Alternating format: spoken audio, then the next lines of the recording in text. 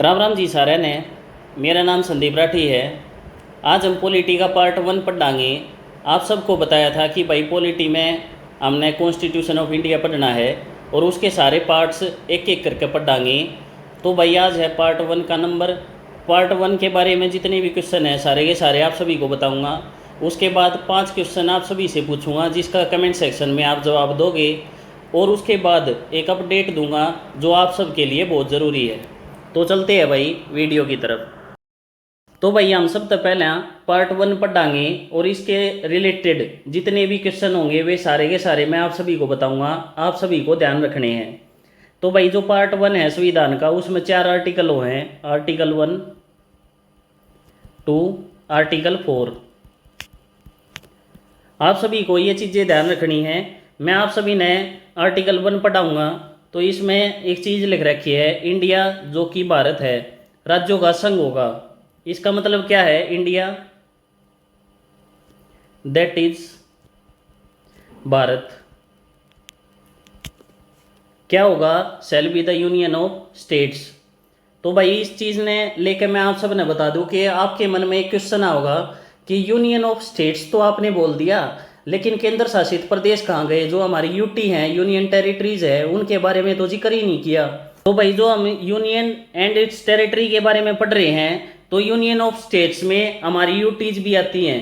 आप सभी को ध्यान रखना है, ये कहीं कहीं दर्शाई नहीं जाती लेकिन ये भी हमारा यूनियन का ही पार्ट है।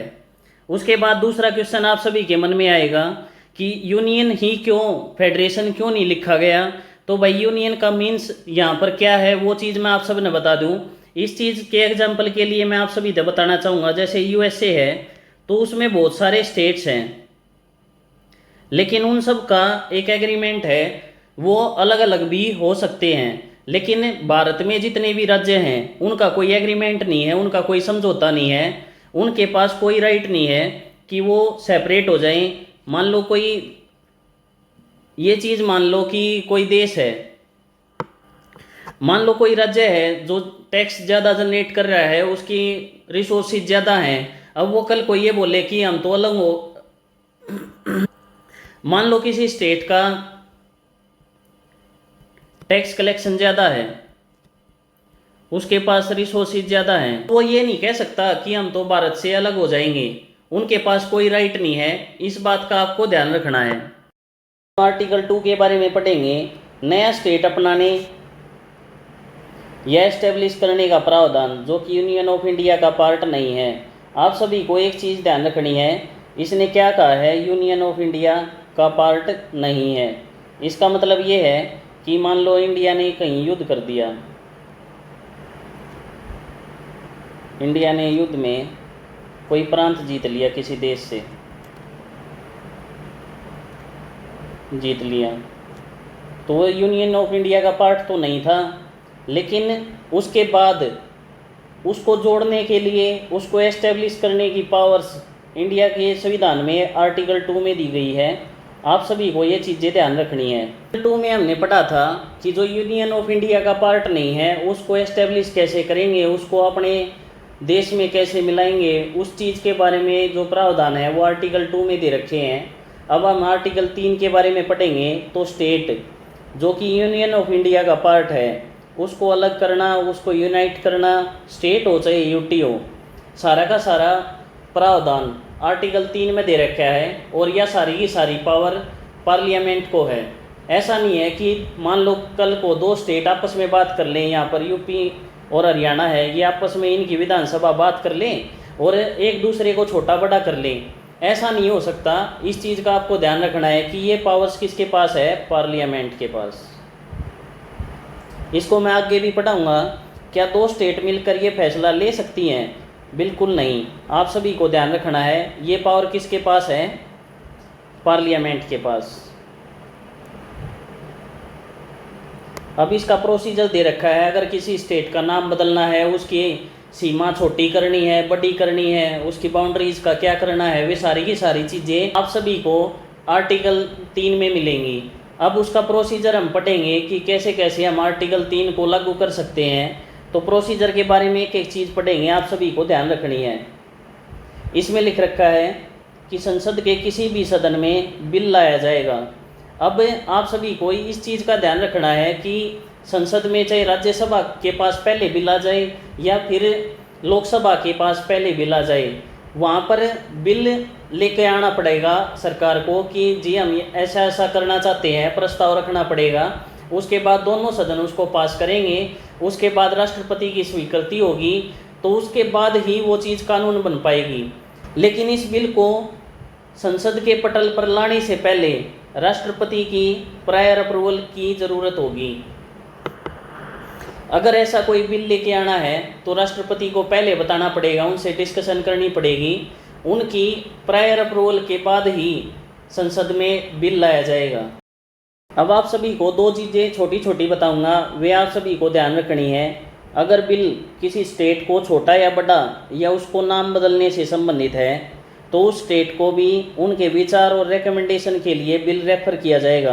राष्ट्रपति उस स्टेट को बिल भेजेंगे वहाँ की विधानसभा को कि आप रेकमेंड करिए कि आप क्या चाहते हैं। लेकिन प्रेसिडेंट ऑफ इंडिया द्वारा दिया गया समय, मान लो उन्होंने 10 दिन दे दिए, 20 दिन दे दिए कि भाई आप सभी को इतने दिन में ये बिल के ऊपर अपनी रिकमेंडेशन देनी होगी, तो उसका जवाब मान लो नहीं आया, वहाँ की विधानसभा ने कोई जवाब नहीं दिया, तो उस बिल को पास मान लिया जाएगा कि वहाँ की जो विधानसभा है उसको कोई दिक्कत नहीं है, उसको कोई आपत्ति नहीं है, फिर सदन में पास होने के लिए रखा जाएगा। यूटी के केस में, अगर स्टेट के केस में है तो वहाँ की विधानसभा के पास जाएगा, लेकिन यूटी के केस में आप सभी को पता है कि केंद्र शासित प्रदेश है, पहले ही वो सेंट्रल गवर्नमेंट के अंडर आता है, इसलिए उसकी कोई प्रायर अप्रूवल की ज़रूरत नहीं है, उसको सीधा का सीधा संसद में पेश किया जा सकता है। अब हम आगे पढ़ेंगे। बिल सिंपल मेजोरिटी से पास होगा। इस बात का आपको ध्यान रखना है कि सिंपल मेजोरिटी होती क्या है।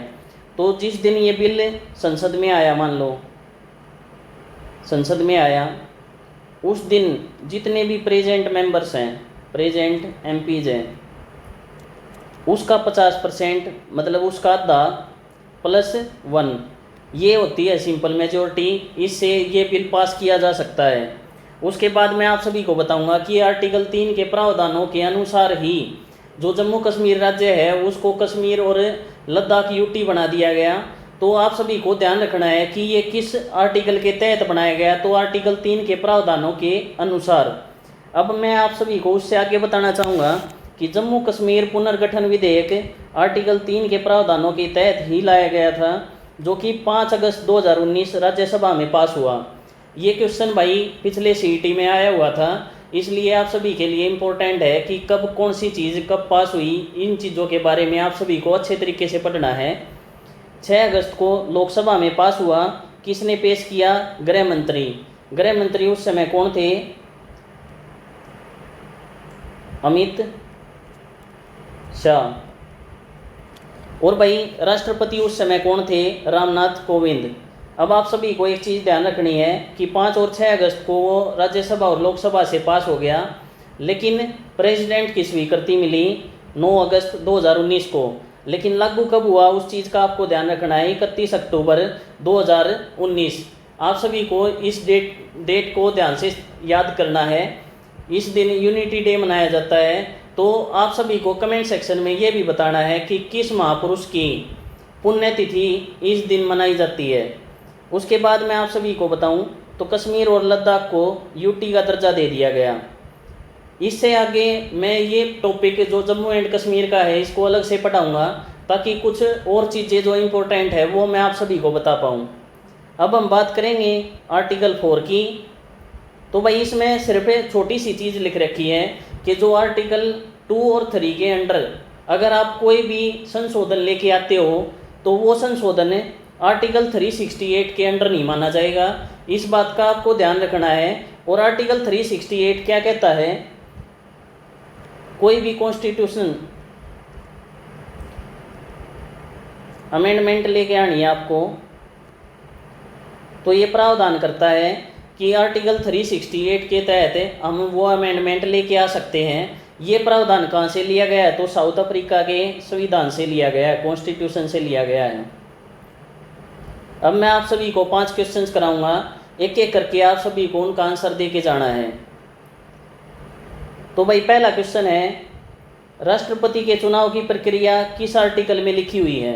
आप सभी को ध्यान रखना है, राष्ट्रपति से रिलेटेड जितने भी आर्टिकल्स हैं, आर्टिकल 52 से लेकर जहाँ तक भी, वे सारे के सारे आप सभी को याद करने हैं। उसके बाद ये आंसर दे के जाना है, क्योंकि मैं आगे आगे आप सभी को पहले ही पढ़ाता रहूँगा, तो जब मैं इस टॉपिक पर आऊँगा तो आप सब उसको अच्छे तरीके से रिलेट कर पाओगे और अच्छे तरीके से याद कर पाओगे।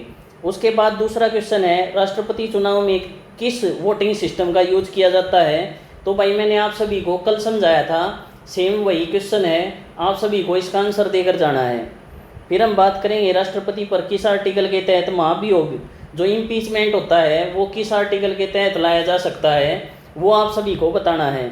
मंत्रिपरिषद को शपथ कौन दिलवाता है? इसके साथ साथ मैं आप सभी को ये भी पूछना चाहूँगा कि राष्ट्रपति अपना इस्तीफा किसको सौंपते हैं। इसके साथ साथ एक क्वेश्चन का जवाब आप सभी को और देना है, उपराष्ट्रपति अपना इस्तीफा किसे देंगे?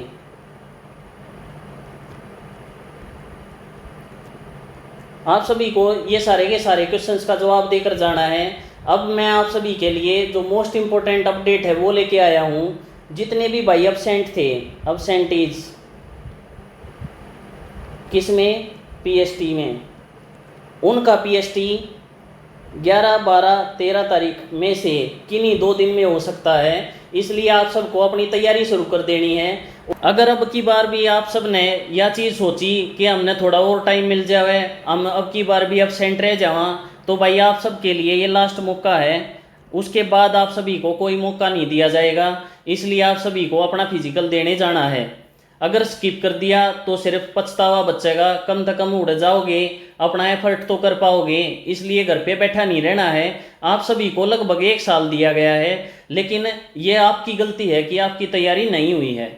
उसके बाद मैं आप सब यह चीज़ कहना चाहूँगा कि जो नई अप्रोच है जिसमें मैं छोटी छोटी वीडियो बनाऊँ और थोड़े से समय में ज़्यादा से ज़्यादा क्वेश्चन आप सभी के लिए पहुँचा रहा हूँ, ये अप्रोच सही है या गलत है, ये चीज़ भी आप सभी को कमेंट सेक्शन में बता के जानी है।